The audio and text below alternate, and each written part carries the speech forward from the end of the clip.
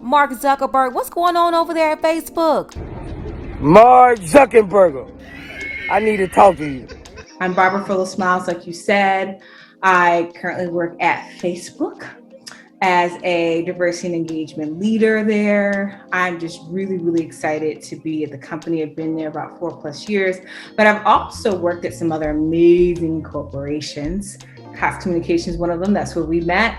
But I started my career off at MTV Networks in New York, which was really awesome. I was also a summer associate at MTV Networks. It's now named Viacom, but I worked with VH1 Public Affairs. I did BET. It was a rotational program, and it landed me in the first ever diversity department at MTV Network. So I got my start at the best companies, and it just continues to elevate. I am a mommy. I have a daughter who is 5 years old, and I am a proud wife. I'm married to an amazing husband. So that's me. Yeah, I mean, I have the coolest job on the planet, and I'm not just saying that. Like, no lie. Yeah, you will really love your job too if you thought you had found a way to make millions of dollars from it. She said all of that, but didn't tell you that she loved her job so much because not only did they pay her a great salary, but she was also stealing money left and right from the company.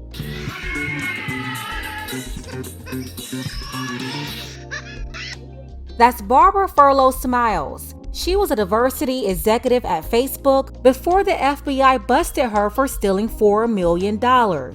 So now Barbara, the Facebook bandit, she's on her way to jail, not Facebook jail, but the federal penitentiary.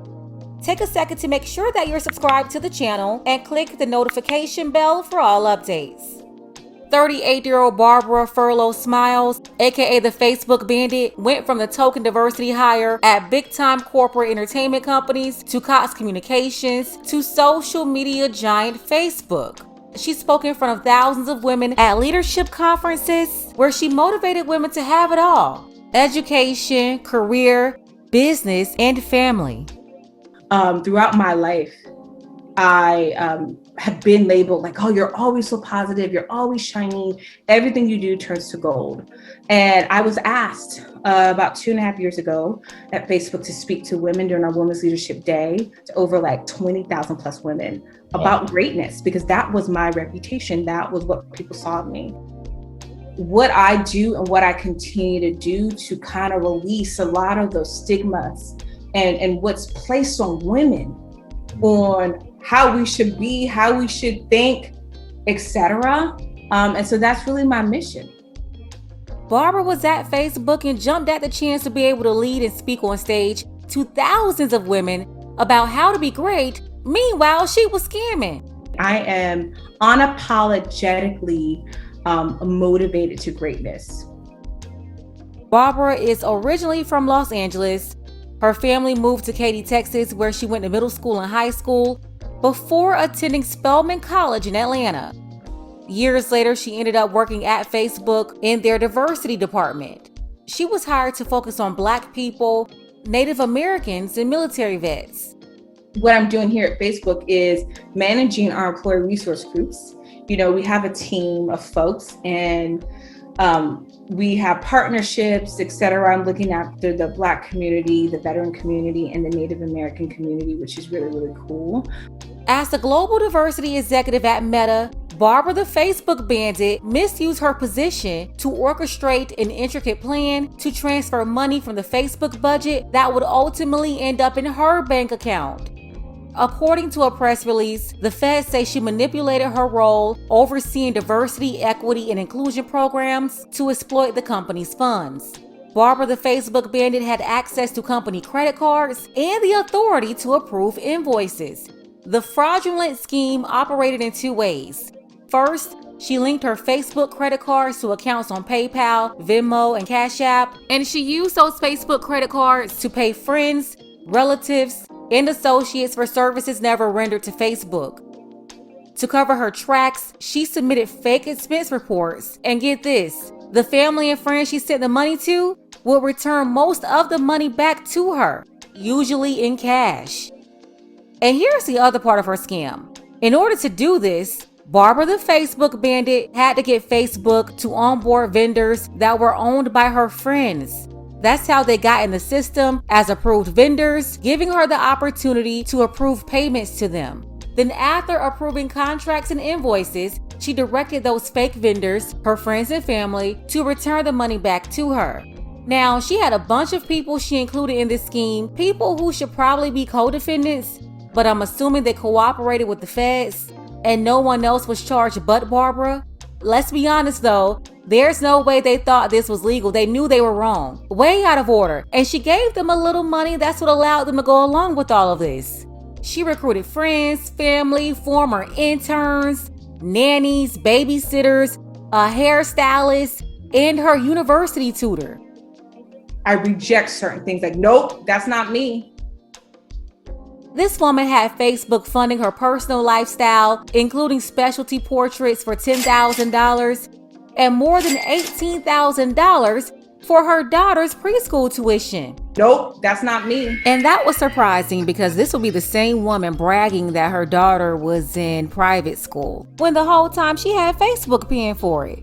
And stealing money was not enough for Barbara the Facebook Bandit. She wanted to mingle with celebrities and market herself and her husband as educated entrepreneurs, corporate hustlers, a power couple who both wanted attention. We're going to do stylized face shields, not face masks, and that's where it came about. And the reality is your last name really Smiles? Because that's kind of perfect. Yes, it is Ernest Smiles. It is Barbara Furlow Smiles. This is our real name. And I'm the marketing genius, so he brings it home. And literally, he brought on a basic one. And you know how women do. I'm like, we got to take it to the next level. Really, the reality is I wear makeup. I like to be fashionable. So I didn't like what was out there. And so I've been complaining for a while. And so I saw the vision, and so we looked at our last name, we got the name together, and then, with me getting my MBA from UCLA, we went right to the registrar's office to trademark. And then what we found out is that over 10,000 people were already on game 2. Well, I have a really good job in my passion job, so I won't be quitting. I actually work at Facebook and Instagram, the #1 social media company. And we created organically the following on Instagram. What we also did, I'm also getting my MBA at UCLA. I want to shout that out. So he's not the only MBA in the house. And what we did was we buy.